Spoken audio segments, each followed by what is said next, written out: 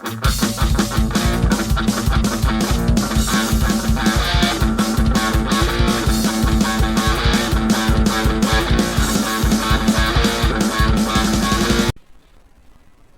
pessoal, sejam bem-vindos a mais um vídeo aqui do Super Acadêmico. E hoje voltando aqui ao nosso cenário normal, né? Meu computador voltou aqui.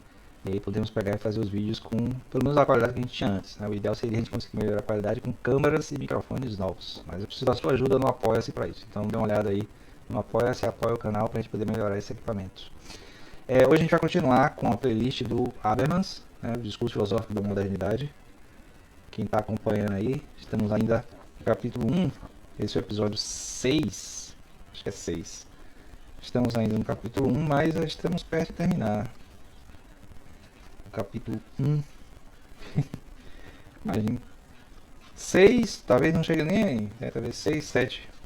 Só com um capítulo, é porque vai render um bocado esse livro aqui. Então estamos aqui no capítulo 1, a consciência de tempo da modernidade e sua necessidade de autocertificação. Antes de começar, não se esqueça de se inscrever no canal. Dá like no vídeo, comentar, compartilhar, dá like especial, né, que valeu. Você pode ser membro do canal, clicando em seja membro. Como eu falei, você pode apoiar o canal no Apoia-se. E você pode também dar uma olhada nos meus livros, especialmente o mais novo, Em Busca da Verdade 3, que logo vai ser o segundo mais novo, né? Logo a gente vai ter lançamento de livro novo de ficção. Mas está aí na descrição do vídeo, dá uma olhada.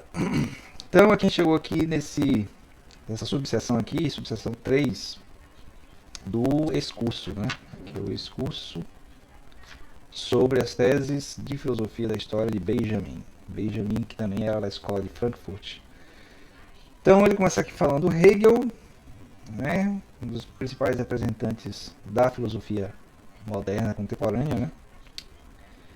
Ele vê a filosofia diante da tarefa de aprender, Hegel, né? De aprender em pensamento o seu tempo, que para ele são os tempos modernos. Então Hegel vê como uma espécie de missão, como se fosse uma coisa messiânica, a missão de aprender a modernidade através da filosofia. Hegel descobre o princípio dos novos tempos, a subjetividade. Então, veja só, o que o Habermas está dizendo é que o Hegel estabeleceu como elemento fundamental e central da modernidade a subjetividade, o que é muito interessante porque bate com a questão que a gente vem falando de como o centro da realidade humana na modernidade passa a ser cada indivíduo. Cada indivíduo passa a ter a sua relevância, digamos assim, a sua significação por si próprio. Saindo daquela questão que o Ortega Gasset, que a gente viu no vídeo sobre a rebelião das massas, ele vai dizer que foi um elemento perdido na modernidade, né? Que é a questão do coletivo, né? Da pertença coletiva, no sentido mais de ser a pessoa comum, certo? E aí ele vai dizer que na sociedade de massas que foi criada no século XIX, o indivíduo é tão exacerbado, o indivíduo médio, né, o indivíduo comum, que acaba deixando de lado a possibilidade de entes extraordinários. Mas a gente está cruzando aqui as coisas. Hegel vê subjetividade. Quando Hegel caracteriza a fisionomia dos novos tempos ou do mundo moderno, elucida a subjetividade por meio da liberdade e da reflexão. Então, novamente está dizendo que o centro da realidade da modernidade passa a ser o sujeito, né, com sua subjetividade, sendo livre e capaz de produzir reflexões por si próprio. Daí a ideia da auto-reflexão, né? O auto, como é que está no capítulo aqui, o termo exato, é autocentralidade, autocertificação. E aí, deixa eu ver, tem a ideia do individualismo, que é derivado disso aí, e o direito de crítica. Então, meio que começa lá, nesse momento, a ideia de que cada indivíduo é um centro em si mesmo, que aí força uma ideia de individualismo, que é bem, é bem central também na ideologia burguesa que ascendeu na modernidade. O direito à crítica seria a possibilidade de qualquer um, por causa, né, dessa individualidade e subjetividade, ser capaz de produzir pensamentos críticos. Aí tem também a autonomia de ação com outra característica. Então o indivíduo ele pode agir sem ser de acordo com o coletivo, o que a gente sabe que, ou deveria saber que é muito difícil, na verdade, porque a própria subjetividade é construída dentro de um contexto social coletivo. E por último, a filosofia idealista, que é uma formulação do próprio Hegel, né? Quer dizer, é classificado como sendo idealista, já que constrói um modelo de interpretação da realidade via filosofia que abrange tudo, então acaba sendo uma idealização. Pelo menos assim que eu interpreto.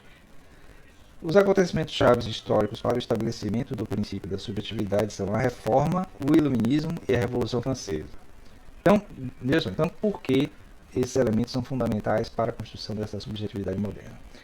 Segundo o Habermas e outros historiadores da filosofia, a reforma vai trazer um processo de autoafirmação, já que é pregado pelos reformistas, né, pelo Lutero, pelo Calvino, essa ideia do contato direto e mais acessível do fiel com a escritura sagrada. Certo? Então, já que é um incentivo à absorção individual do sagrado, então você tem aí um passo para essa noção individualista. O iluminismo, que evidentemente tem a afirmação da razão como centro, então se não fosse a filosofia iluminista, né, que é também um fruto da ascensão do modelo burguês de sociedade, né, do século XVI, XVII, chegando no seu cume, né, no seu ápice no século XVIII, mas se tornando, na verdade, assim, um grande elemento formador da sociedade do século XIX, que é essa ideia de capacidade individual e racional de resolver os problemas do mundo, da sociedade e de si mesmo. E a última coisa, a própria Revolução Francesa, que possibilitou que politicamente houvesse essa ascensão do indivíduo perante a sociedade tradicional. Certo? Então, historicamente, o exemplo do Napoleão é bem claro disso. Napoleão é o exemplo da pessoa comum, militar de baixa patente, que ascendeu a imperador através dos próprios esforços, das próprias capacidades e habilidades, sem nenhum favoritismo, sem nada divino que pudesse proteger, apenas a capacidade dele. E isso era muito do discurso, ainda é muito do discurso do pensamento burguês, basicamente, essa coisa do indivíduo descolado, né, bem sucedido.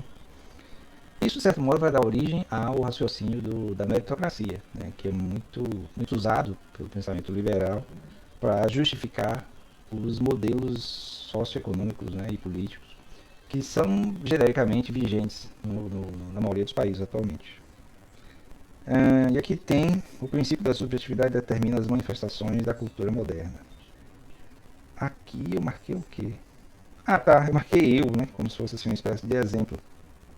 Então, esse princípio de subjetividade estaria no centro da expressão subjetiva, individual, da cultura moderna, da cultura que se expressa, por exemplo, né, culminando nos dias de hoje, com a internet e cada indivíduo podendo ser um transmissor de conteúdos, criador de conteúdos e podendo transmitir, mas isso vem, né, se acumulando como maneira de produzir cultura nos últimos 2, 3 séculos. Certo? Então ele vai determinar aí mais essa característica da modernidade. Os conceitos morais dos tempos modernos são talhados para reconhecer a liberdade subjetiva dos indivíduos.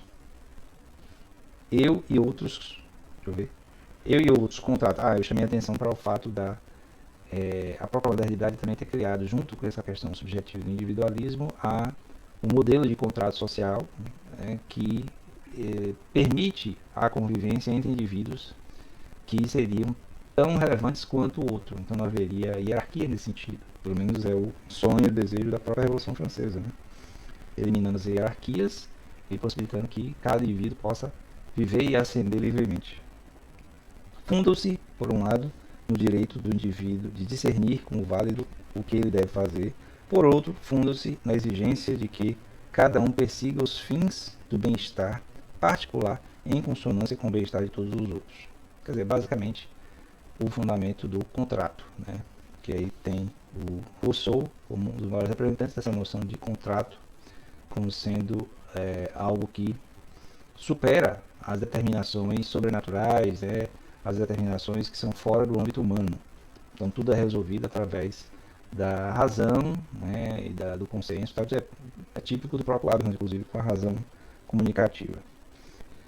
A arte moderna revela a sua essência no romantismo. A forma e o conteúdo da arte romântica são determinados pela absoluta interioridade. Então, na literatura, né, na arte em geral, a literatura que eu conheço mais, a literatura romântica tem essa coisa muito da subjetividade aparecendo, certo? Os elementos subjetivos como sendo centrais para a compreensão dos personagens. São personagens que passam através das palavras do escritor as suas emoções, seus sentimentos, sua profundidade, seu sofrimento perante a situação, e aí acaba assim sendo um tipo de literatura bem típica do século XIX, né, que é o século do romantismo, e que só vai ser, eu não diria superado, né, mas vai ter concorrência quando chegar ao realismo já no final do século XIX.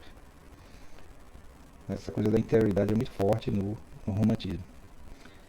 E deixa eu ver aqui, na modernidade, portanto, a vida religiosa, o Estado e a sociedade, assim como a ciência, a moral e a arte, transformam-se igualmente em personificação do princípio da subjetividade. Quer dizer, tudo, veja que ele citou aqui, ciência, moral e arte, passam a ser, né, personificações do princípio da subjetividade. Então, todas as expressões, né, a religiosa, a artística, a científica, passa a ser centrada nos sujeitos, nos indivíduos realizadores, nos indivíduos que fazem com que haja a produção.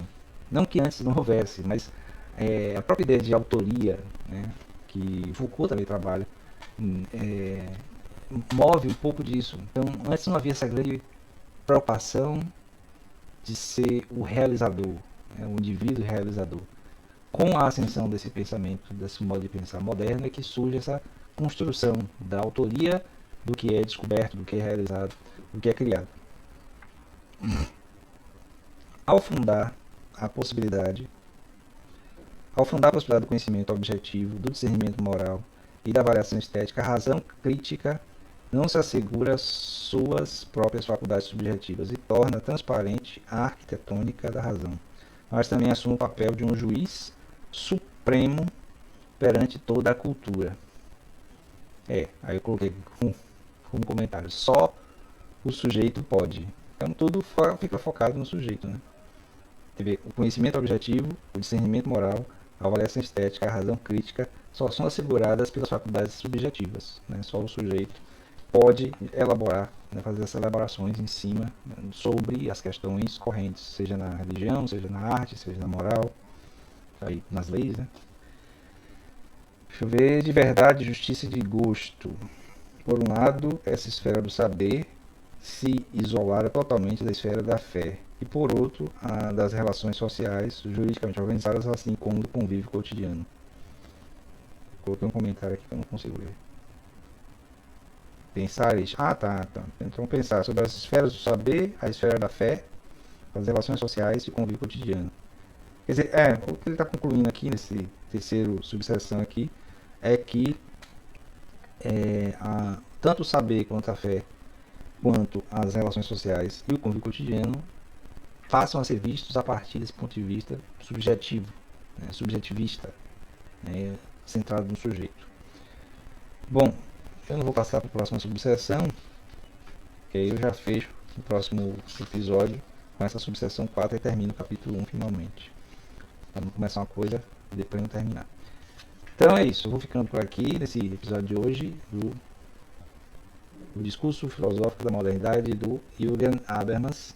Espero que vocês estejam gostando aí da playlist, ela vai ser bem demorada, né? Façam seus comentários, suas perguntas, suas queixas também. Afinal, pela própria modernidade, modelo pensado aqui pelo Habermas e pelos pensadores antes dele, o centro da coisa é cada sujeito. Então, cada um de vocês, cada pessoa que vê, pode pegar aí, comentar, ter sua opinião, ter sua crítica em cima do que está sendo dito. Certo? Então é isso, vou ficando por aqui. Não esqueça de se inscrever no canal, dar like no vídeo, comentar, compartilhar, dar um like especial aí no Valeu. Seja membro do canal para ter acesso a conteúdos exclusivos. Apoie o canal no Apoia-se e dê uma olhada também no meu novo livro Em Busca da Verdade 3, que está no Clube de Autores. Tudo aí na descrição do vídeo. Tem os links e todas as sugestões que você pode olhar. Até o próximo vídeo.